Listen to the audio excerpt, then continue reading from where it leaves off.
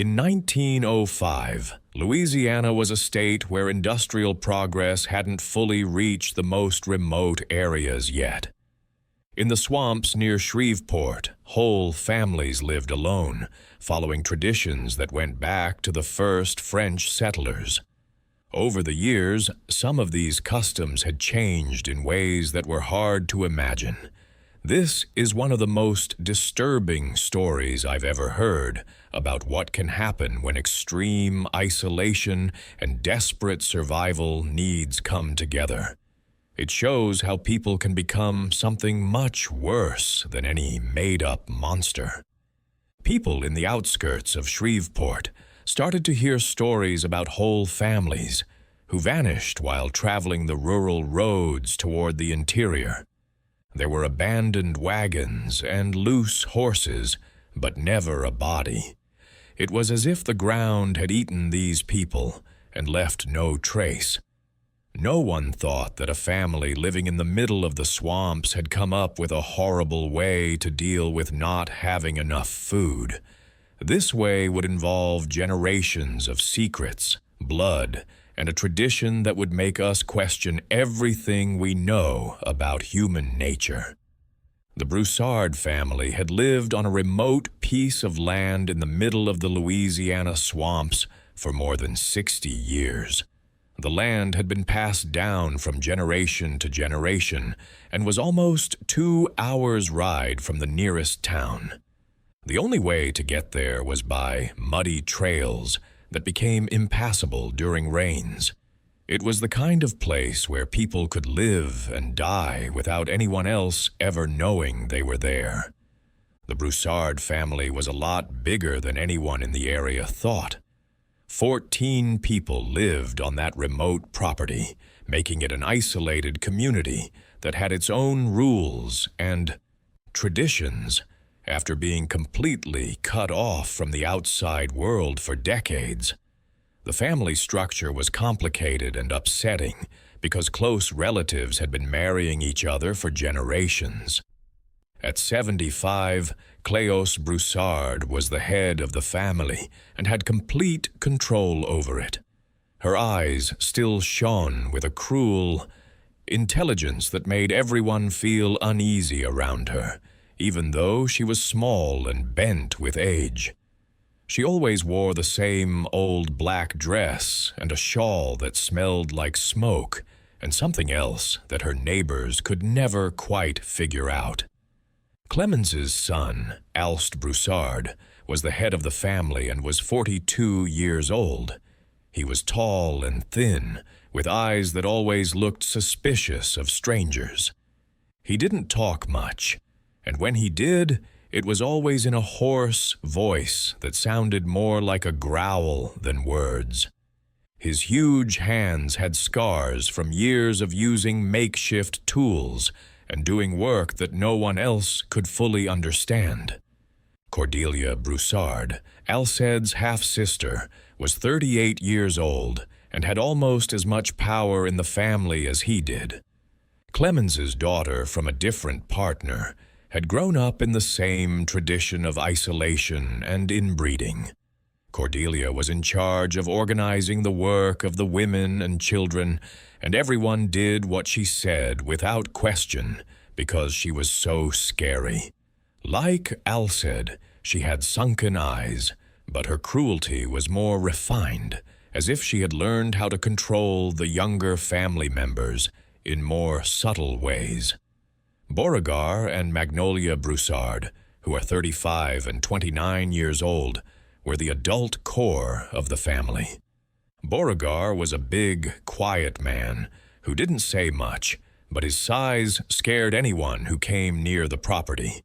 In turn, Magnolia showed an almost fanatical devotion to Clemens by repeating her words and following her orders with an obsessive level of accuracy. The older kids were in the middle of the family hierarchy. Eulalie, who was 25 years old, was Alced's daughter. She would sometimes come to the village to trade salted meat for goods. Boudreaux, who is 21 years old and also Alced's son, often went hunting with the family. When they came to town, both of them said even less than the adults. They only nodded and pointed to what they wanted to buy. But the 7 kids and teens were the ones who got the most attention from people who saw them from time to time. Thibodeau, 16, and Celeste, 14, were the oldest in the group, and they acted much older than they were. They acted like adults, but they still followed the orders of their elders like children. People didn't see the other 5 kids very often. They were Octave, 12, Sidonie, 10, the twins Alcy and Anatole, 8, and little Azélie, who was only 6. When they showed up, they always stayed together, talking quietly to each other in an old French dialect that even the oldest French descendants in the area couldn't fully understand. The Broussard property was a maze of makeshift buildings spread out over several acres of swampy land. Adults and older kids lived in the main house, which was made of dark wood and had a rusty zinc roof. There were smaller cabins, sheds, abandoned corrals, and buildings that looked like they had been built without any planning around it. It was as if each generation had just added what they needed. The most interesting thing was how quiet the property was, even though it was organized. Even though 14 people lived there, loud conversations or activities were not common. Everyone in the family knew exactly what they had to do without having to say anything. Work was done in almost religious silence. In the winter of 1901, the Broussard family was different. Father Gilbert Horton later said that the family started to show signs of inexplicable wealth around this time. Even though their clothes were simple, they looked like they were in better shape. The kids, who had looked underfed before, started to show signs of getting more food. Starting in 1902, local shopkeepers noticed big changes in how the Broussard family acted. Family members started going to town more often and in a more organized way. Each week, different family members would come to trade large amounts of salted meat for basic necessities. The amount of meat they brought to sell had grown a lot, which means that there was a lot more game than any one family should be able to get. Eulalie was still the main negotiator, and every week she brought bags full of meat that had been cut into uniform pieces, salted well, and wrapped in clean cloths. But now Magnolia or some of the older teens often went with her. They brought extra meat and hides to sell. The local merchant who dealt with the family the most started to wonder where all the meat came from. It was a lot for a family that didn't seem to have enough cows to make it worth it. When he asked where it came from, he always got the same short answer: swamp game. But the man who grew up in the area and knew all the different kinds of game that lived in the swamps noticed that this meat was different from the rest. It was lighter than deer meat, softer than wild boar meat, and had a smell that was different even after being salted. He couldn't put his finger on it, but every time he smelled it, he felt a little sick. The Broussard kids had also changed a lot since 1902. When they went to town, they showed military discipline by staying in formation and never leaving the adults who were in charge. But there was something different about their eyes, a happiness that hadn't been there before, as if they had found something that made them very happy. When one of them came up to the counter where the merchant sold dried meat, they always acted the same way. They sniffed the meat for a long time, like animals do when they are looking for food. But now there was a small difference. They seemed to be comparing that meat to something they already knew and were always unhappy with what they found. Father Gilbert Horton, who was in charge of the small wooden church that served the area, had tried several times to visit the Broussard family to offer them religious services. Alced always politely, but firmly turned down all of his requests. He stood at the entrance to the property, blocking any attempts to get close. The priest noticed that there was always movement in the shadows behind Alced during these short talks. Figures were moving between the sheds and cabins, watching the talk from a distance. It seemed like the whole family was always on edge, ready to run or hide at the first sign of trouble. During one visit, the priest was able to count at least 12 different people watching from a distance. The Broussard family's relationships were so complicated that even they didn't seem to fully understand them. For generations, marriages between siblings, cousins, and even between parents and children had made a family network where traditional lines of separation no longer mattered. Alced was the father, uncle, and cousin of a number of children, and Cordelia was the sister, aunt, and mother of a number of family members. This long-term inbreeding had led to children with small but noticeable deformities, such as facial asymmetries, dental issues, speech problems, and, more concerning, a clear decline in mental abilities. The kids did everything adults told them to do, especially Clemens, who had almost hypnotic control over all the younger kids. The Broussard family was almost completely out of sight during the winter, when it was harder to get around on the roads. It was hard to understand how they managed to survive so well when they were completely alone and had to feed 14 people. The only money they made came from selling meat. During these times, the strangest rumors spread among the people who lived nearby. They said they saw strange lights in the distance toward the property, smelled strange things carried by the wind at night, and heard sounds that didn't sound completely human echoing through the swamps. Some hunters said they saw figures moving in groups through thick plants, but they were always far away and disappeared before they could be clearly seen. The family had set up a very organized way of working, with each person having tasks based on their age and skill level. Adults took care of the most important tasks and made the most important choices. Teenagers helped out and delivered messages, while younger kids did simple but important tasks that kept the community running. But the way this group worked was fundamentally disturbing. It wasn't the usual way a working rural family worked. It was more like a military operation, or more accurately, a criminal organization, where everyone knew exactly what their job was without having to be told. People who paid close attention noticed that the family seemed to have set schedules for different activities starting in 1902. There were times when the whole property was completely quiet, as if everyone had left. After these times, there were always days of intense activity, with people moving between sheds all the time and smoke coming from several chimneys at once. The Morrisons were the first family to go missing in March 1902.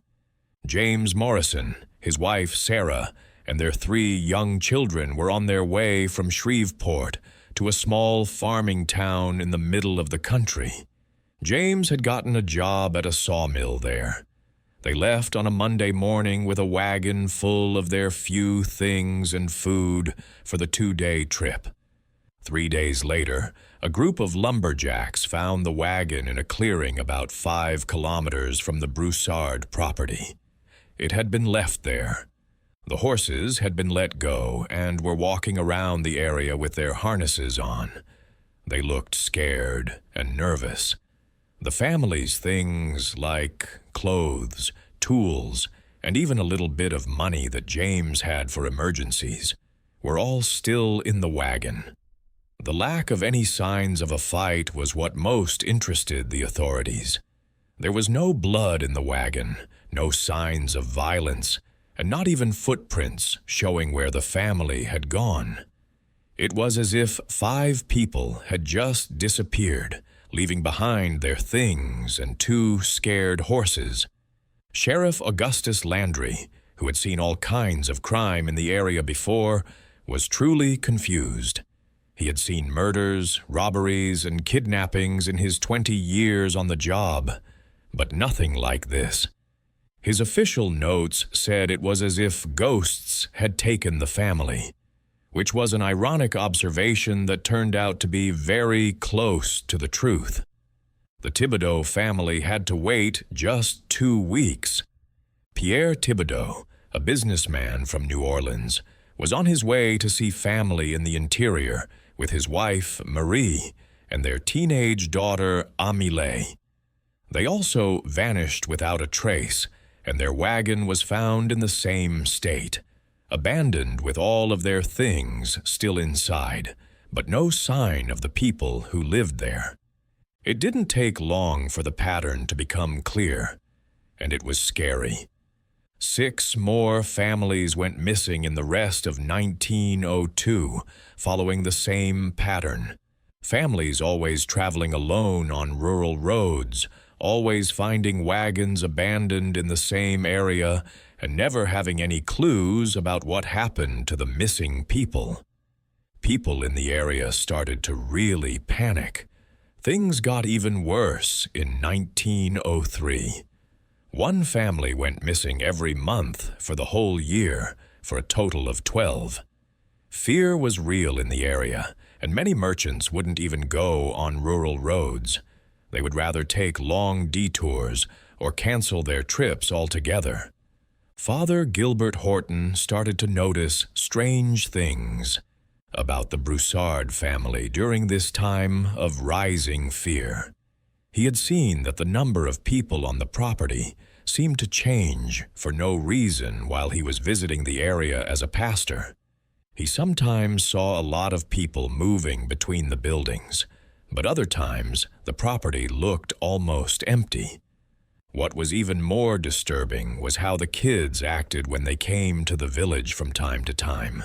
They moved together, always with strict adult supervision, and showed a level of discipline that was way above what kids their age usually show. It was as if they had been taught how to act in public, hiding their true selves behind a carefully built facade. The priest wrote in his personal notes, "The Broussard family continues to intrigue and disturb me. During my last visit attempt, I saw at least 12 different people moving around the property, including several children who seemed to have more energy than they did before. The physical resemblance among all of them is still disturbing, but now there's something more, a satisfaction, almost a joy, that wasn't there before." The priest also saw that the kids had a very different relationship with food, especially meat. When they came to town, they went to the local butcher shop with what he called intimate knowledge. It was no longer just curiosity. It was something that suggested deep and personal experience. The priest heard from the local merchant about a number of things that had made him very uncomfortable. The Broussard kids could now smell meat like professionals, and when they thought no one was looking, some of them made comments in French that sounded like technical evaluations of quality and preparation, even though they didn't fully understand what they were saying. The pattern of disappearances continued with terrifying regularity in 1904. 10 more families went missing, and they all did it the same way. People in the area had formed travel groups, and no one wanted to travel alone anymore. Many rural roads were almost empty. This year, the priest started to notice a troubling pattern. Every time a family went missing, the Broussard property went completely quiet for 2 or 3 days, as if everyone who lived there had left. There was always a lot of activity between the sheds when things got going again. Smoke came from a few chimneys, and the wind sometimes carried a strong smell to nearby roads. When the priest asked the local merchant about these things, he confirmed an even more troubling pattern. The man said that after each time the property was quiet, the family would come to town with huge amounts of salted meat to sell. The meat always looked and smelled strange, but now there was a lot more of it. The kids' behavior during these visits after they went missing was even more troubling. They looked more lively and awake, like they had just eaten a lot of food after a long fast.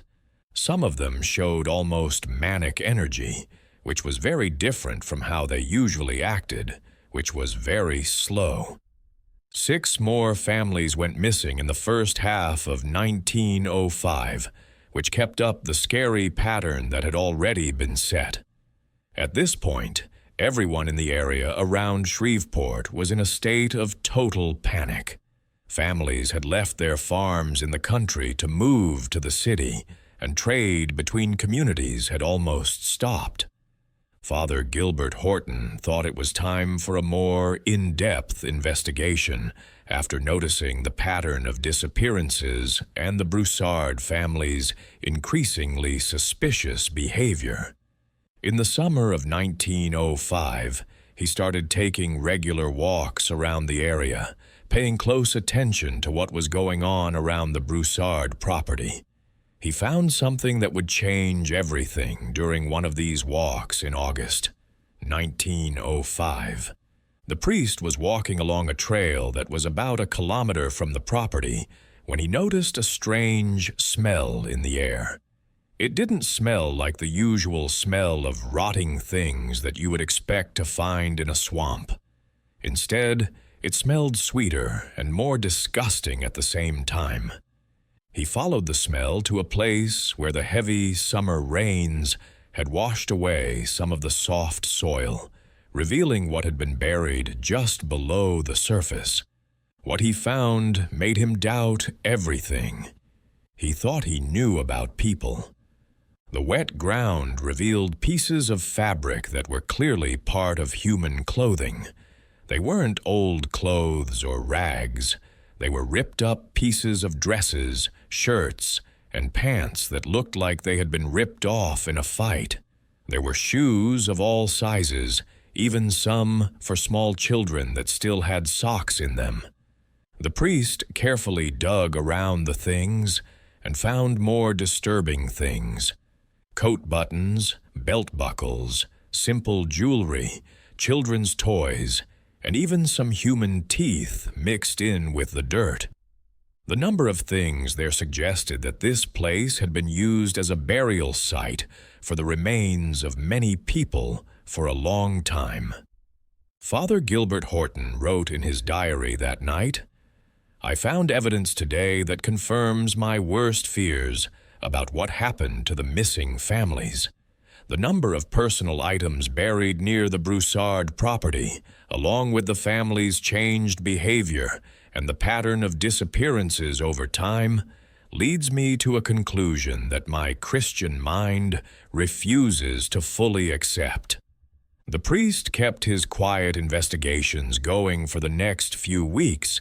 He made a map of where the abandoned wagons had been found and saw that they were all within a few kilometers of the Broussard property. More importantly, all of the disappearances happened on roads that were close to trails that led directly to the family's land. The priest also started keeping track of when the family was doing things. He said that when a family left, the Broussard property was completely quiet for 2 to 3 days. On the 4th day, things started up again with a lot of energy. On the 5th or 6th day, family members came to town with a lot of meat to sell. When the priest gave the local merchant this timeline, he was clearly shaken. The man said that the pattern was so clear that he had started to expect the Broussard family to come by a few days after each disappearance without even realizing it. The regularity was too strange to be a coincidence. The quality of the meat the family brought was even more worrisome. The merchant said it had gotten a lot better since 1902. It was cut better, kept better, and made using a method that showed a lot of experience. It was like the person who worked on it had gotten really good at their job by doing it over and over. Father Gilbert Horton was in pain for weeks because of what he had found. He couldn't sleep at night because of the evidence he had found near the Broussard property. He prayed and tried to come up with an explanation that didn't involve the horrible things his mind was starting to imagine. Finally, in September 1905, he made the choice that would change everything. He went to see Sheriff Augustus Landry. On a hot September afternoon, the priest and the sheriff talked in Landry's makeshift office in the back room of the Shreveport City Hall. The priest showed up looking shaken and carrying a leather bag with some of the evidence he had found. Pieces of fabric, buttons, shoes in different sizes, children's toys, and a small rag doll that still haunted him. According to official investigation records, the priest gave a detailed account of what he found, including the unusually high number of people living on the property, the children's strange physical similarities, the family's changed behavior since 1902, and most importantly, the exact timing of the disappearances and the Broussard family's activities. Landry, a sensible man who had learned to trust the priest's gut feelings over the years, looked at each thing that Gilbert had brought very closely. He was especially interested in the rag doll. It was a simple doll that working families made for their daughters, but it had dark stains on it that looked like old blood. The most upsetting thing for him was that the fabric used to make the doll was the same as the dress little Amélie Thibodeau wore when her family went missing in 1902. Landry thought it was time for an official investigation to start right away. The next day, he put together a search party of 8 deputies and 4 tracking dogs that he borrowed from farmers in the area. The goal was to search the area around the Broussard property in an organized way, looking for more evidence or, in the worst case, the bodies of the 42 people who had gone missing in the last 4 years. The search started in the same place where the priest had found things. The dogs started barking and digging at different places right away. The team found a much bigger area than the priest had thought possible in less than 2 hours. The soft swamp soil had kept hundreds of personal items safe over an area of almost an acre. Shoes of all sizes, from men's boots to small children's shoes, came out of the ground at different stages of decay. There were pieces of dresses, shirts, pants, and underwear all over the place, and many of them were ripped in ways that made it look like there had been a lot of violence. There were also personal items like wedding rings, pocket watches, combs, broken glasses, kids' toys, and even family Bibles. But when they started to dig deeper, they found what would confirm their worst fears. The deputies found a lot of bones about half a meter deep. These were human bones of different sizes, including bones that clearly belonged to small children, mixed with animal bones to hide what was really buried there. People called Dr. Rodney Manning, the local doctor who also worked as the coroner when needed, to look at the bodies. His first analysis, which is in the official investigation files, showed that there were bones from at least 22 different people buried in that first area. He was most upset by how the bones had been treated in a planned way. A lot of them had very precise cut marks, as if someone with a lot of butchering experience had taken the flesh off. The medical report said that the bones had been cut in a way that Dr. Manning called professional and efficient butchering. The cut marks were consistent and precise, which means that the person who did the work not only had experience, but also the right tools for processing large amounts of human meat. The news shocked the investigators. Landry, who had a lot of experience, wrote in his reports that he felt sick to his stomach when he fully understood what they were up against. It wasn't just a lot of murders. It was an industrial cannibalism operation that had been going on for 4 years without anyone noticing. The choice was made right away. It was time to face the Broussard family head-on. The next day, Landry put together a plan for 15 armed men to go to the property. They knew they were dealing with at least 14 dangerous people, some of whom were adults who had killed 42 people. The Broussard property was even more disturbing than anyone had thought when they looked at it closely and with a critical eye. From a distance, it looked like a poorly kept farm. But it was actually a complex that had been carefully planned to hide and make terrible things happen on a large scale. The first shed they looked into had what could only be called an improvised industrial slaughterhouse inside. There were a lot of wooden tables with old blood on them, knives of different sizes that had been changed from farming tools, bone saws, and dozens of metal hooks hanging from the ceiling. The smell in the room was awful. It was a mix of dried blood, rotting flesh, and something sweet and sickening that none of the men could figure out what it was. Reports from the investigation say that the shed was set up like a very efficient production line. There were separate areas for each step of the process. One for the first slaughter, one for skinning, one for cutting and sorting meat by type and quality, and finally one for storage and preservation.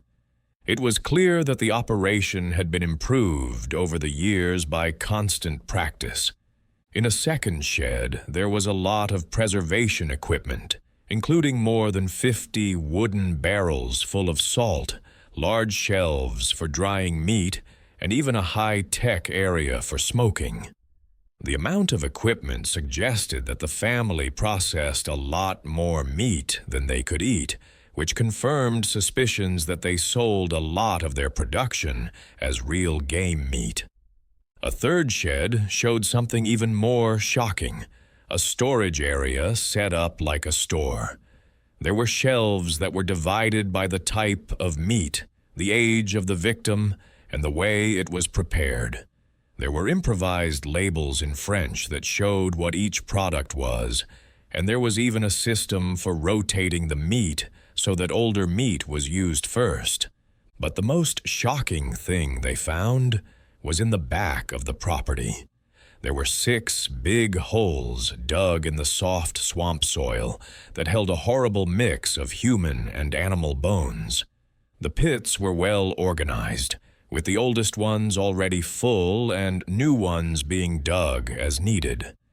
Dr. Manning looked at the pits and thought they held the bodies of the other 20 people who had gone missing. The group said that the family ran their cannibalism business very well, processing an average of more than 10 people a year for the last 4 years. The police operation had come at a very important time.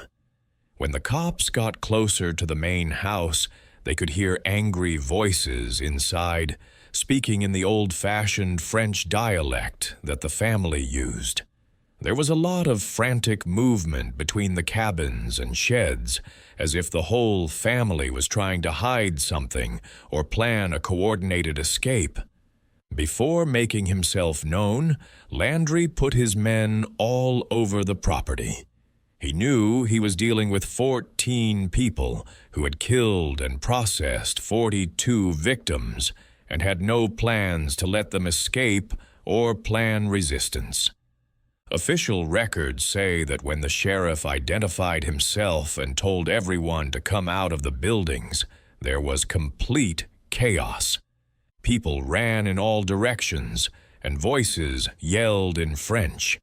It was clear that the family had made plans to get away through the swamps. The deputies were able to catch some of them, but others quickly disappeared into the thick brush, like people who knew every trail and hiding place in the area. When things settled down, the officers had only caught part of the family. Clemens, the old matriarch, Cordelia, and 5 of the younger kids. Octave, Sidoni, the twins Alcy and Anatole, and little Azeli. 7 family members were able to get away to the swamps: Alced, Eulalie, Boudreaux, Beauregard, Magnolia, Thibodeau, and Celeste. The full investigation of the property turned up even more disturbing evidence. Along with the makeshift slaughterhouses and bone pits, investigators found personal items that clearly belonged to the missing families. They were arranged like trophies. There was a whole cabin full of clothes, jewelry, tools, and toys that belonged to the victims. Some of these things were used by the Broussard family, as if they were their own. What was even more shocking was that Clemens had kept detailed records in old-fashioned French. The notebooks kept track of every family that was attacked over the course of 4 years. They included details about how many people died, the quality of the meat they got, how they prepared it, and even which family members gave the best meat. It was like a creepy library of cannibal recipes that had been carefully studied and improved. In the main house, investigators found proof that the kids had been taught to take part in all family activities on a regular basis. There were drawings by kids showing hunting and processing meat that were clearly human, toys made from worked human bones, and even a makeshift manual that taught kids how to tell the difference between different types of human meat. Dr. Manning's last report on the property investigation said that the Broussard family had run the most organized and effective cannibalism system ever seen. The operation was so big that 14 people worked together perfectly to process more than 10 victims a year. This made it possible for them to run a real human meat business.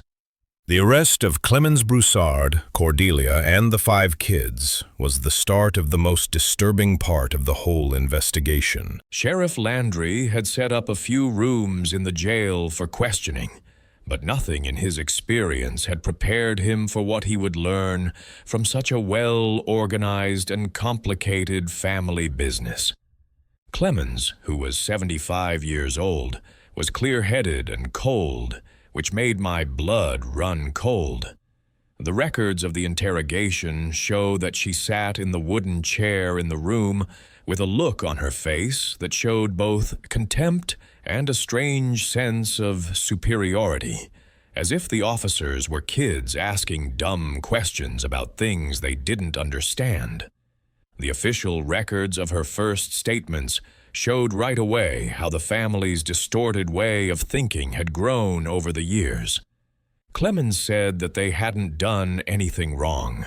They had just made their family's traditions better to fit the needs of a big family. She was really confused about why their actions were seen as illegal, and she kept comparing them to the work of farmers and butchers. Cordelia, who was 38 years old, was very loyal to her mother and family traditions. She confirmed all of Clemens's information during her interrogations, but she did so with even more disturbing coldness and technical pride in the methods they had come up with. Official records show that Cordelia talked about the murders and processing of human meat with the same ease and accuracy that a chef would talk about complicated recipes. Dr. Rodney Manning, who had been asked to look at the 5 captured children, found things that confirmed the worst fears about how the family environment affected them.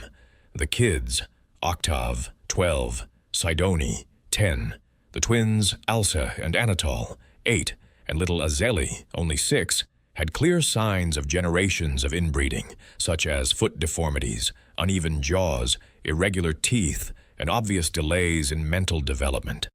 Their behavior was even more troubling. Medical reports say that they were very afraid of anyone who wasn't family, but they did everything Clemens or Cordelia told them to do.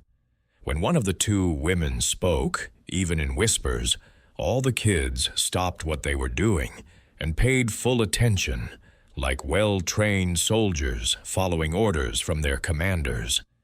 Landry was careful with the older kids during the first formal interrogations. What he found out, which he wrote down in his official reports, made him rethink what he thought he knew about normal child development and family structures. When asked about his family, Octave said that Alced was his father, Cordelia was his mother, Clemens was his grandmother, and Magnolia was his aunt and sister. The family structure was so complicated and messed up that even the kids couldn't explain it in a consistent way. Depending on which line of kinship was followed, each child had more than one mother and father. Subsequent inquiries uncovered the unsettling reality of the Broussard family dynamics. It was clear that the family had been systematically inbreeding for at least 4 generations after talking to Clemens and watching the kids. Depending on which relationship was looked at, Alced was at the same time a father, uncle, cousin, and half-brother to a number of kids. When Clemens finally decided to talk about the family structure, she did so in a way that shocked everyone there because it was so natural. Based on what she said on tape, the family had always kept pure blood by not letting outsiders marry family members, or family members marry people outside of the clan. The result was a family tree where old family ties no longer mattered at all. Dr. Manning looked at the makeshift family records they found in the house and was able to find at least 4 generations of marriages between cousins, siblings, uncles, and nieces, and even between parents and children. The result was a lineage that was genetically ruined, with physical and mental deformities becoming the norm instead of the exception. But it was when the questioning turned to the missing families that the truths became truly terrible. Clemens may have realized that there was nothing left to hide, so he started talking about the hunts in a way that made investigators sick. Her recorded statements say that the operation had been planned and improved over the past 4 years. Clemens says that in 1902, the family decided it was time to find more food so that 14 people could live. What started out as a need had turned into a well-organized and effective business. There were clear responsibilities for each phase of the operation. The younger family members who acted as scouts were the first to find and watch families traveling alone. Tibido and Celeste, in particular, were good at getting close to families on the road by pretending to be lost or needy kids. When they found a good family, preferably one with a lot of kids, since Clemens said they made the best meat, Alced, Beauregard, and the older kids went up to them and offered to help, give directions, or just be friendly. The approach process was carefully thought out to make people feel completely safe. The Broussards acted like a friendly rural family, giving the horses water, the kids food, or just talking to them to break up the long trip. Clemens said that city people always trusted country people, especially when kids were involved. They had learned how to take advantage of this trust with great skill. The attack was quick, well-planned, and deadly. The confessions say that each family member had a specific job. Some talked to the victims to keep them from paying attention, while others moved around the wagon in a way that would help them. When Clemens gave the signal, always she who decided when, everyone in the family attacked at the same time. The victims were killed quickly, usually with heavy hammers to the head, to avoid screams and extra pain. Clemens made it clear that they weren't sadistic. They were just practical. In her twisted mind, quick death was a matter of efficiency and even compassion. The statements about the transportation and processing process showed how well the operation was organized. The family kept covered wagons just for this purpose, and they loaded the bodies into them.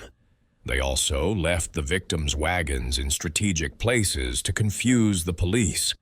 Investigators found the sheds where all the work was done. Each family member had specific tasks to do based on their age and skill level. The youngest kids helped with simple chores like cleaning, while the teens helped with cutting and separating. Adults did the harder and more technical work. During these interrogations, the phrase that would come to stand for the Broussard family's depravity was recorded. Meat is meat, family is family, and business is business. Clemens says that they had turned a need for survival into a successful business that supported the whole family. During her own interrogations, Cordelia gave even more specific technical information about processing. She said that the family had different ways of preparing different kinds of meat. For example, adults were prepared one way, children another, and even different body parts had their own uses and values. It was like a creepy science that got better and better over the years of practice. The system for preserving and distributing was just as organized and businesslike. The family ate some of the meat fresh, salted some for later, and prepared a lot of it, about half of each harvest, to sell in town. Cordelia said that they had learned how to season and cook human meat so that it was not only hard to tell apart from game meat when sold to local merchants, but it was also better in taste and texture. She said that they had come up with ways to prepare human meat that made it taste better than any other kind of meat. When the kids were asked about the adults' stories separately, they agreed with them in a way that was even more disturbing than the adults' coldness. Cannibalism wasn't strange for them. It was just how life worked. They had grown up doing all parts of the operation, from finding victims to processing the meat at the end, and they thought it was as normal as other kids helping with the harvest. Records of the interrogation show that when Sidoni was asked about her diet, she said they had always eaten that way, but that the food had gotten much better in the last 4 years.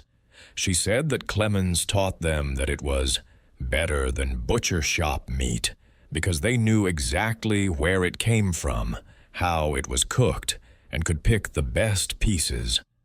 When asked if he knew they were eating people, Octave gave an answer that showed how far the family had strayed from normal morality. Official records show that he was really confused about why this would be a problem. He said that people were animals too, that everyone was made of the same meat, and that they had just found a better and more reliable source of food. Dr. Manning wanted to know how the kids were feeling, so he found out that they not only ate other people, but they also had specific and complex tastes. Octave liked meat from young adults better. Sidonie liked kids her own age, and the twins had grown to like certain things based on the victim's gender. Even more disturbing, the kids talked about these likes and dislikes as if they were talking about their favorite foods. They had ideas about how to prepare the meat, what spices to use, and even which families had given them the best meat. They were like little food experts who only knew about cannibalism. The investigation showed that the family killed and ate exactly 42 people over 4 years, or more than 10 people per year on average. The Morrison, Thibodeau, and other families were all gone. Their bodies were processed and eaten or sold, and their belongings were kept as trophies or sold when they could. Clemens showed no remorse when she was confronted with the full extent of her crimes during the last interrogations. Official records say that she seemed genuinely proud of what she had done instead. She kept saying that what she did was like running a successful farm, saying that she had fed and cared for a large family for years, using only what she had and her own intelligence. During one of the most revealing interrogations, Clemens talked about how the tradition had changed over the years. She said that the practice started with her grandfather, who ate a traveler who died of natural causes near their property during a very harsh winter.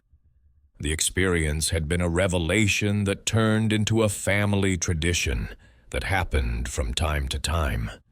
Clemens says that in 1902, she had the idea to turn a family tradition that happened only once in a while into a regular and profitable business.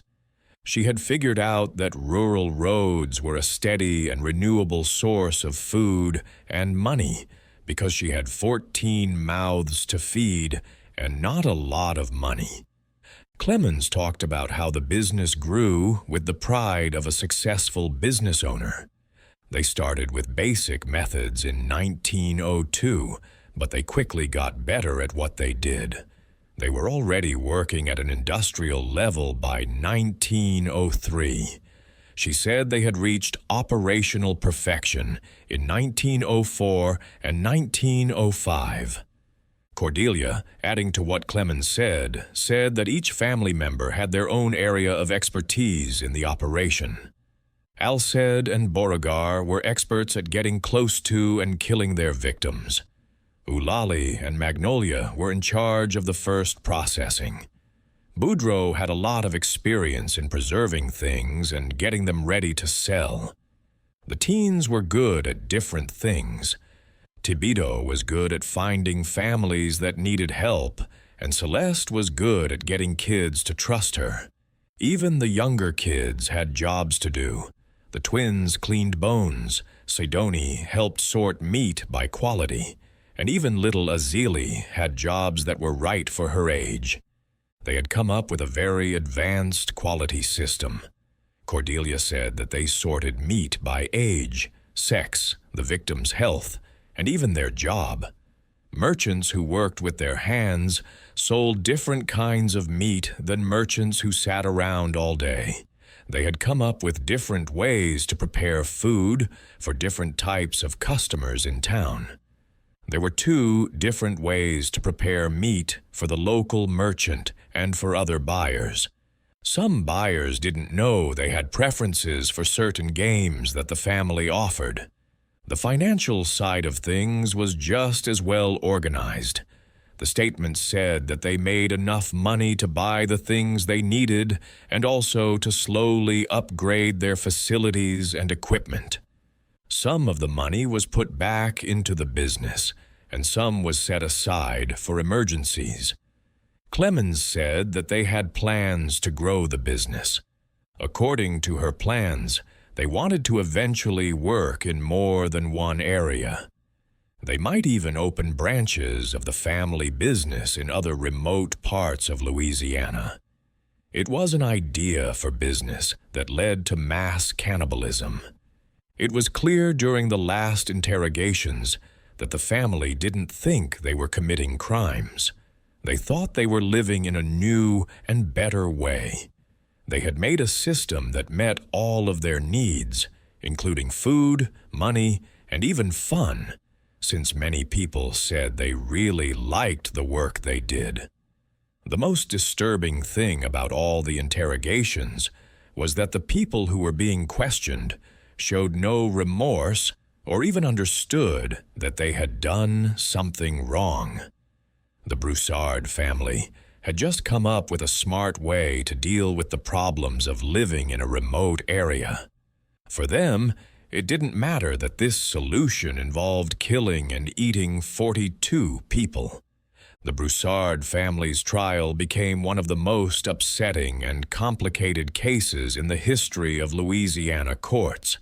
The makeshift courthouse in Shreveport was full of people who were interested, reporters from all over the country, and family members of the victims, all trying to figure out how a whole family had turned into a group of cannibal killers who worked in an industrial setting. The trial focused mostly on Cleos Broussard, who was the matriarch and admitted leader of the operation. She was 75 years old and sat in the defendant's dock with the same cold, superior look she had during interrogations.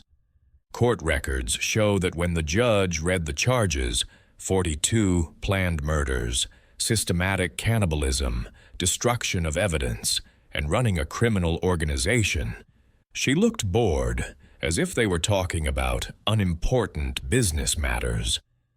Cordelia, who was tried as the main accomplice and technical organizer of the operation, was just as cold as her mother, but she was also more arrogant, which made people even more upset.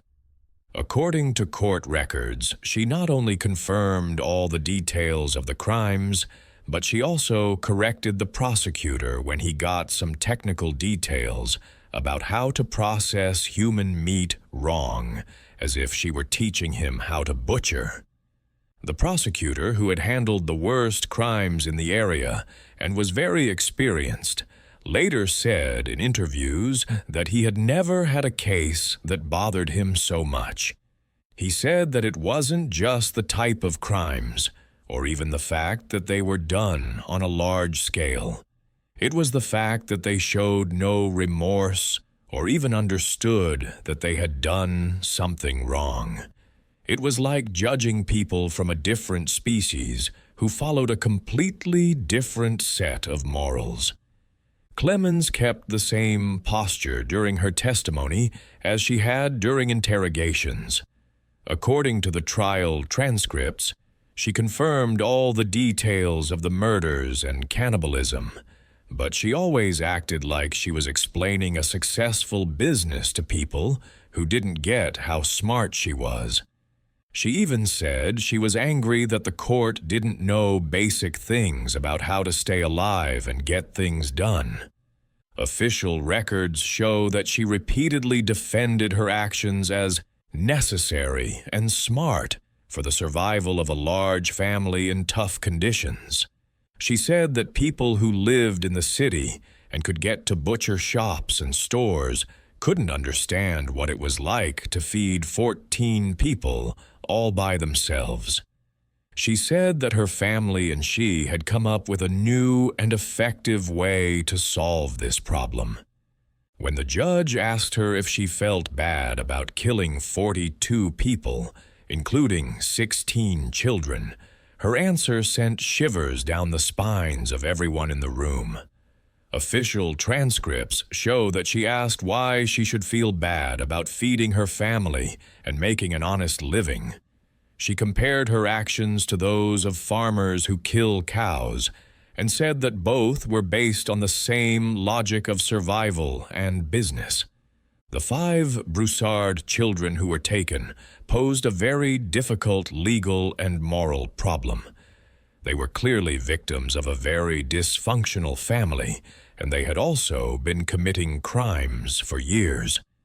After months of careful observation, Dr. Rodney Manning came to the conclusion that the children had serious mental and cognitive problems because they had been inbred and conditioned since birth. Dr. Manning wrote in his official report to the court that the children had been trained from birth to think that cannibalism was normal, necessary, and even good. They didn't have the moral growth needed to understand what they were doing because they were both perpetrators and victims of a family system that had been deeply flawed for generations and had worked as a conditioning machine. The court decided to send the kids to different religious orphanages in New Orleans, Baton Rouge, and other faraway cities. There, they would try to fix them by giving them a lot of moral and religious education. No one knew if it was possible to undo years of such extreme and systematic psychological conditioning, so the process would take a long time and be full of uncertainty. Octave and Sidonie, the two oldest kids, were able to learn some new behaviors, but they still had a lot of trouble understanding why their old ones were wrong. Reports from the orphanage say that the children often asked when they could go home and start doing family work again. The twins, Alcee and Anatole, had a harder time adjusting and acted aggressively when they were only given animal meat to eat. Medical records say they even tried to bite other orphans during meals, saying they were really hungry and that the food at the orphanage didn't feed properly. Little Azalea, who was only 6 years old, was the most adaptable, possibly because she had been less exposed to the more extreme parts of family life. After years of hard work in school, she learned how to act in public and was adopted by a family in another state in 1912 when she was 13 years old. She got a whole new name. Later records show that she lived a pretty normal life, got married, and had kids. However, she never talked about her childhood with anyone and took her secrets to the grave when she died at 55 in 1954. The Broussard case had effects that lasted in the area and beyond. For years, few people used the rural roads around Shreveport because many businesses thought they were safer but longer. For decades, people in the South lost faith in the hospitality of people in rural areas. Father Gilbert Horton asked to be moved to a parish in another state in 1907 because he was so upset by what he had found and the part he had played in the investigation. He wrote in his last notes about the case, "I saw what people can become when they completely lose their connection with God and with humanity. An entire family turned into a death machine, not because they were possessed by demons, but because they chose to and planned it out.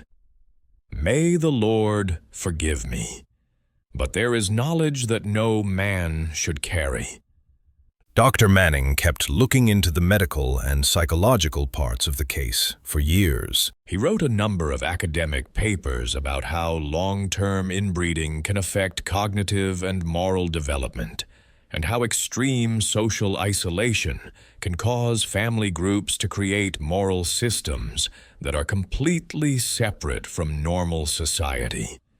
Sheriff Landry, who had dealt with violent crimes before, said in later interviews that the Broussard case had completely changed how he thought about people and the limits of organized crime.